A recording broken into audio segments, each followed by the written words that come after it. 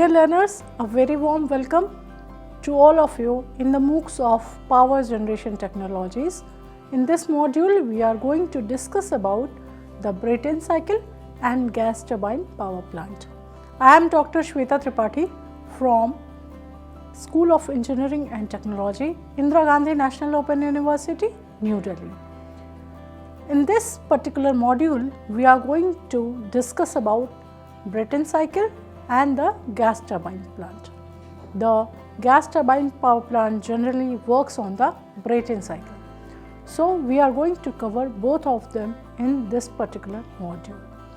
The learning outcomes of this particular module is to define gas turbine power plant, to explain the working principle of gas turbine power plant and to understand the Brayton cycle, to classify the gas turbine power plant and to discuss the advantages and disadvantages of gas turbine power plants. As we know that an electrical power generation plant employs gas turbine as the prime mover of the for the generation of electrical energy is known as gas turbine power plant. So, here the power is generated by using the gas as the working fluid. So, generally for the gas turbine power plant, air is used as a working fluid. What is gas? Air is only.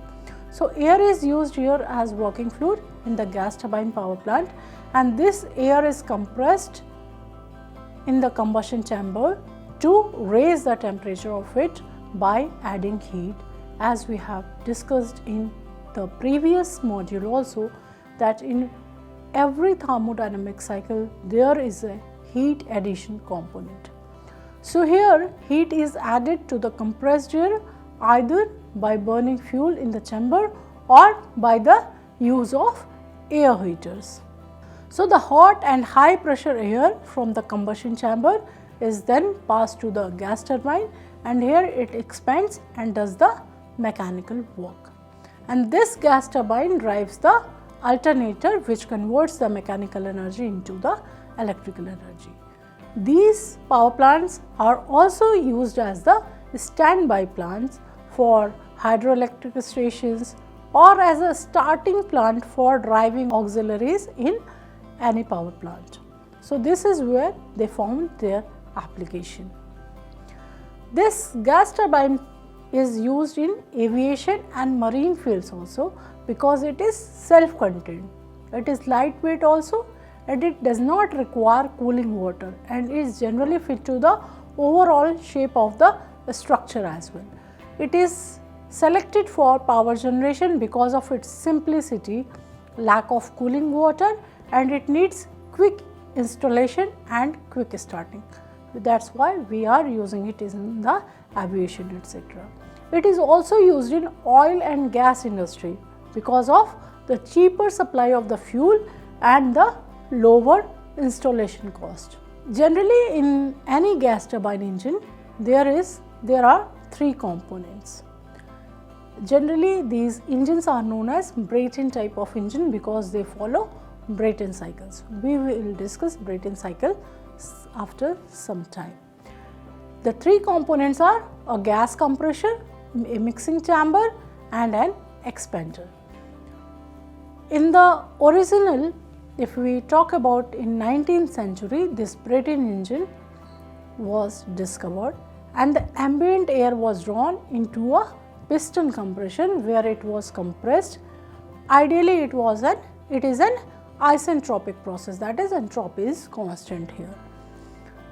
The compressed air then runs through a mixing chamber where fuel is added at a constant pressure process or isobaric process, and then the heated by compression.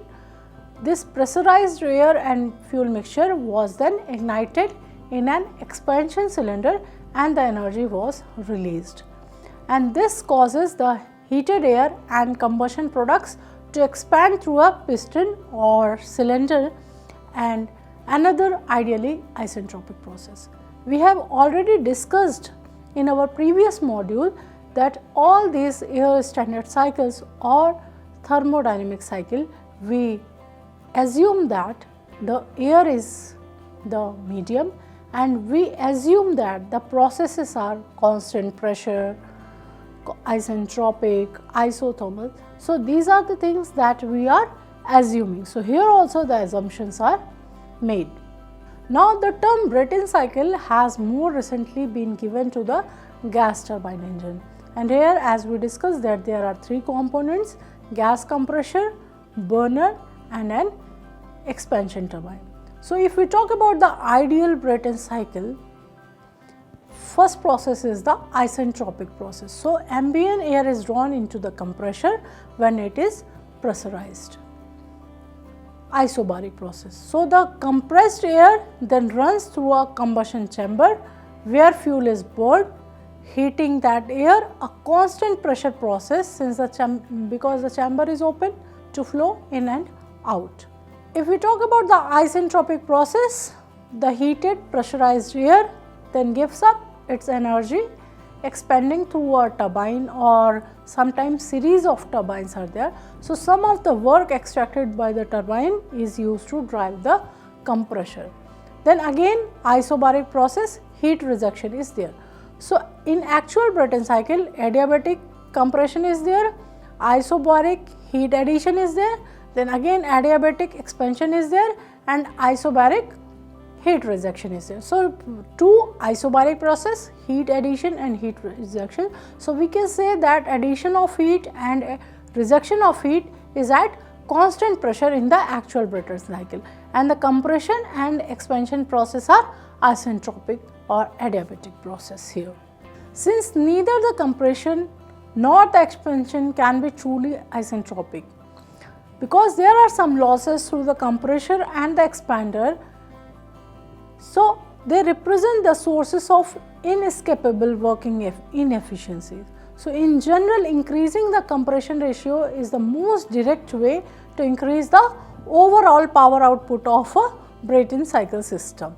So, here as we have seen in both of the plots for the ideal Brayton cycle, one plot indicates how the cycle efficiency changes with an increase in pressure ratio, while other indicates how the specific power output changes with an increase in the gas turbine inlet temperature for two different pressure ratio values.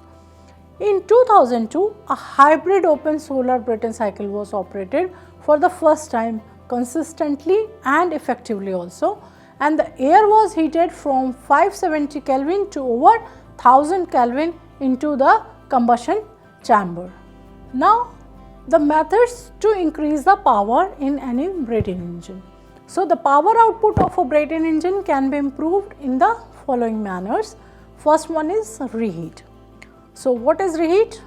Here the working fluid, which we have assumed that, and in most of the cases it is air only, it expands through a series of turbines and then it passes through a second combustion chamber before expanding to ambient pressure through a final set of turbines. So, this has advantage of increasing the power output possible for a given compression ratio without exceeding any metallurgical constraints, typically about 1000 degrees centigrade. And the use of an afterburner for jet aircraft engines can also be referred to as reheating only. So, it is a different process in that the reheated air is expanded through a thrust nozzle rather than a turbine, that is in case of jet aircraft engines. So, almost it is similar, it is reheating, but the process is different. The metallurgical constraints are somewhat elevated, enabling much higher reheat temperatures, which is about 2000 degrees centigrade, and the use of reheat is more often used to improve the specific power per throughput of air, and it is usually associated with a reduction in efficiency, and this is most pronounced with the use of afterburners due to the extreme amounts of extra fuel that is used. Then another method to improve is intercooling. What is intercooling? Here in intercooling, the working fluid passes through a first stage of compression, then a cooler, then a second stage of compression before entering into the combustion chamber. While this requires an increase in the fuel consumption of the combustion chamber, so this allows for a reduction in the specific volume of the fluid entering the second stage of compressors, with an attendant decreases in the amount of work needed for the stage overall. So there is also an increase in the maximum feasible pressure ratio due to reduced compressor discharge temperature for a given amount of compression, and thus it improves overall efficiency also. So the work required to compress in a steady flow device can be reduced by compressing in different stages or compressing in various stages.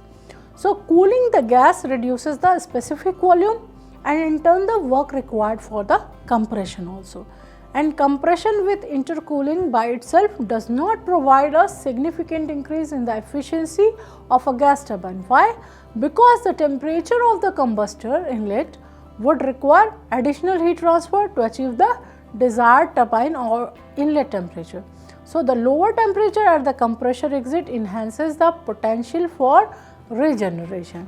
That is a larger temperature differential across the heat exchangers. Now regeneration, what is regeneration? Regeneration, wherein the still warm post turbine fluid is passed through a heat exchanger to preheat the fluid just entering inside the combustion chamber. So this directly offsets fuel consumption for the same operating conditions, improving efficiency. So it also results in less power lost as waste heat. However, at higher pressure ratios, the compressor discharge temperature can exceed the exhaust temperature, and under these conditions regeneration would be counterproductive. So this regeneration therefore is only an option when the pressure ratio is sufficiently low, so that the exhaust temperature is higher than the compressor discharge temperature. So a regenerator heat exchanger is generally used to reduce the fuel consumption to provide the required amount of heat. So the efficiency with a regenerator will be determined as eta W net by QH is the real efficiency that we have without any reheater or anything. So here 1 minus Q lower by Q higher. So 1 minus what will be Q lower here? So for everything, for reheating, for regeneration, and for the simple one we can take the corresponding temperature differential. So for a real regenerator, 1 minus Cp into temperature difference, that is T6 minus T1, that is shown here in the figure, and Cp T3 minus T5. And for an ideal regeneration, it will be 1 minus Cp into T dash 6 minus T1 divided by Cp T3 minus T5. So denominator will be same only. So it will be 1 minus Cp T2 minus T1 divided by Cp T3 minus T4. So here eta is equal to 1 minus T minimum by T maximum into Rp K minus 1 by K. So generally for the given T minimum by T max, the use of regenerator above a certain Rp, that is pressure ratio, will result in a reduction of efficiency. So a Brayton engine also forms half of the combined cycle system, which combines with a Rankine engine to further increase overall efficiency. And cogeneration systems make use of the waste heat from Brayton engines, typically for hot water production or space heating. What is cogeneration? Cogeneration means the generation of power and utilization of heat simultaneously. So it is also used in the case of Brayton engine. Brayton engines are also utilizing the cogeneration system. Now the advantages of gas turbine engines. So the major advantage of gas turbine engines is that they have a great power to weight ratio compared to the reciprocating engines. That is, the amount of power obtained out of the engine compared to the weight of the engine itself is very good. And second is, the gas turbine engines are also smaller than their reciprocating counterparts for the same power. So, these are two major advantages of gas turbine engines. Now, if we talk some other advantages, if we talk about the disadvantages of gas turbine engine, the main disadvantage of gas turbine is that compared to a reciprocating engine of the same size, they are expensive. And because they spin at such high speeds and because of the high operating temperatures, designing and manufacturing gas turbine is a tough problem from both the engineering and materials standpoint. The gas turbines also tend to use more fuel when they are idling, and they prefer a constant load rather than a fluctuating load. So, it makes gas turbine great for things like transcontinental jet aircraft and power plants. Now, despite these disadvantages, there are various advantages of gas turbine engines also. Very high power to weight ratio is there compared to the reciprocating engines. Smaller than most of the reciprocating engines of the same power rating. It moves in one direction only with far less vibration than a reciprocating engine, and very few moving parts are there. So, maintenance is also better, frictional loss is also better, and the operating pressure is lower, operational speed is high, and lubricating oil is consumption is also low because there are few moving parts only. Disadvantages are cost and less, these are very less efficient than reciprocating engines at idle. Now, if we talk about the gas turbine power plants, so the major disadvantages is, earlier we have discussed the advantages and disadvantages of gas turbine engine. Now, we are discussing the disadvantages of gas turbine power plant. So, there is always a problem for starting the unit. It is because before starting the turbine, the compressor has to be operated, for which the power is required. So, we need some external source so that the compressor should be operated. And since a greater part of the power developed by the turbine is used in driving the compressor, so our net output is somewhat low, and this is the reason why their efficiency is lower. So, the overall efficiency of such plant is about 20% only, because the exhaust gases from the turbine contain sufficient heat. So, the temperature of combustion chamber is quite high, that is 3000 degree Fahrenheit, so that its life is comparatively reduced. So, it requires less water as no conditioner is used, and maintenance charges are also very small, and gas turbines are very simpler in construction and operation than steam turbines, and it can be started quickly from cold condition. These are the advantages of gas turbine engine. As we have discussed that nowadays these gas turbine engines are utilized for the cogeneration purpose also. What does cogeneration means? The heat and power generation simultaneously. So, we can call it as combined heat and power application. So, when we talk about combined heat and power applications, we generally use micro turbines.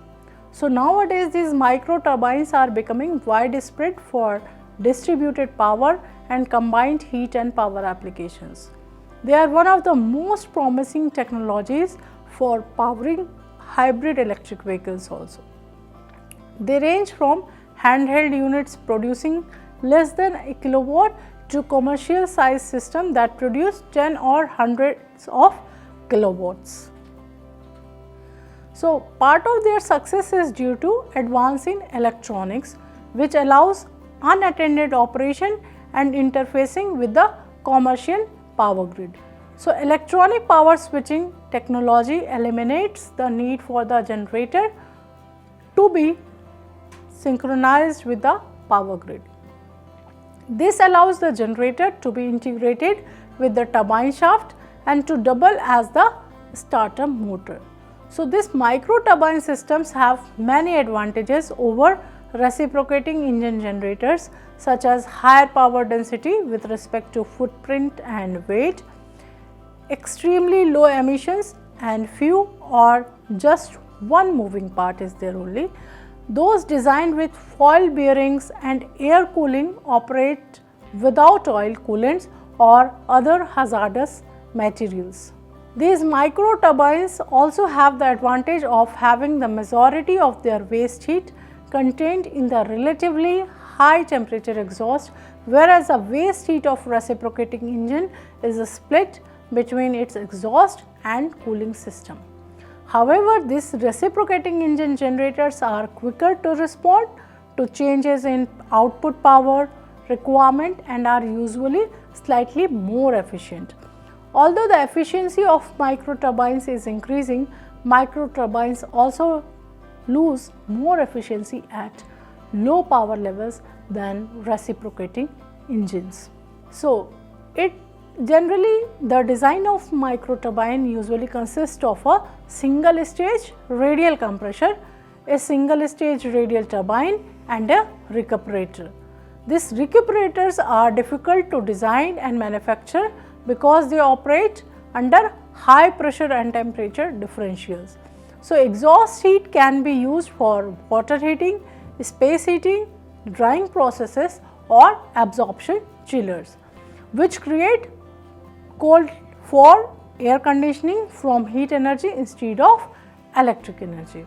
So, typically if we talk about the efficiency of micro turbines, they are in between 25 to 30%. When in a combined heat and power generation system, efficiencies of greater than 80% even are commonly achieved. Now, the essential auxiliaries of any gas turbine power plant. The first is air intake system. Air intake system provides clean air into the compressor, and during continuous operation the impurities and the dust in the air deposits on the compressor blades. So, this reduces the efficiency and output of the plant. So, the air filter in the air intake system prevents this. So, a blade cleaning system comprising of a high pressure pump is also provided for the online cleaning facility for the compressor blades. So, the flow of the large amount of air into the compressor creates very high noise levels, and a silencer in the intake duct reduces the noise to the acceptable levels. Now, exhaust system. So, exhaust system discharges the hot gases to a level which is safe for the people and the environment, and the exhaust gas that leaves the turbine is around at 550 degrees centigrade. So, this includes an outlet slack high enough for the safe discharge of the gases, and a silencer in the outlet stack reduces the noise to the acceptable levels. And in this combined cycle power plants, the exhaust system has a diverter damper also. So, this diverter damper changes the flow of gases to the heat recovery boilers instead of the outlet side. So, before instead of going to the outlet, these flue gases goes to the heat recovery boilers, where the heat of these flue gases is recovered or absorbed, and then they are allowed to go. Now, the starting system. As this starting system provides the initial momentum for the gas turbine to reach the operating speed. This is similar to the starter motor of our car. The gas turbine in a power plant runs at 3000 rpm for the 50 Hz grid. So, 3600 rpm for the 60 Hz grid. During starting, the speed has to reach at least 60% for the turbine to work on its own inertia. And the simple method is to have a starter motor with a torque converter to bring the heavy mass of the turbine to the required speed. And for large turbines, this means a big capacity motor. The latest trend is to use the generator itself as the starter motor with suitable electrics. So, in situation where there is no other startup power available, like a ship or an offshore platform or a remote location, a small diesel or gas engine is used. Now comes the fuel system. So, in this fuel system, it prepares a clean fuel for burning in the combustor. So, gas turbines normally burn natural gas, but can also fire diesel or distillate fuels. So, many gas turbines have dual firing capabilities. So, they can utilize more than one fuel. So, a burner system and the ignition system is there. So, these are there with the necessary safety interlocks, and these are the most important items also. A control valve is there which regulates the amount of fuel to be burnt or the combustion of the fuel, the amount of the fuel that is to be combusted. And a filter is there which prevents the entry of any particles that may clog the burner. So, this natural gas directly from the wells is scrubbed and cleaned prior to admission into the turbine, and external heaters heat the gas for better combustion. So, for liquid fuels, high pressure pumps fuel to the pressure required for fine atomization of the fuel for burning, because if the pressure is high, the droplet will be the smaller and a very fine atomization of that particular drop of the fuel will be there. And if the droplet is fine, then what will happen? It will be auto ignite very easily. Another thing here is the atomization or the droplet size will depend upon the density and viscosity of the fuel also. So, these are the main auxiliary systems which are used in a gas turbine power plant. Many other systems and subsystems are also the part of this complex system which is required for the operation of the gas turbine power plant. But we have already seen in our previous modules also that for any internal combustion engine, apart from this intake and exhaust system, the injection system plays a very important role. The whole combustion process of any fuel inside the combustion chamber depends upon this fuel injection system. How efficient a fuel injection system is, if the fuel injection system is very efficient, the combustion process will be also efficient. Though this combustion depends upon various other parameters also. One is the size of the droplet, another is the availability of the air, because for the combustion of any fuel, first thing is the environment that is required, that is the temperature or pressure of the combustion chamber is required. Another thing is the droplet size of fuel is required, and for initiating any combustion process we need air also, the oxygen also, and the oxygen is available from in the air only. So, the air, fuel and the environment of the combustion chamber is required.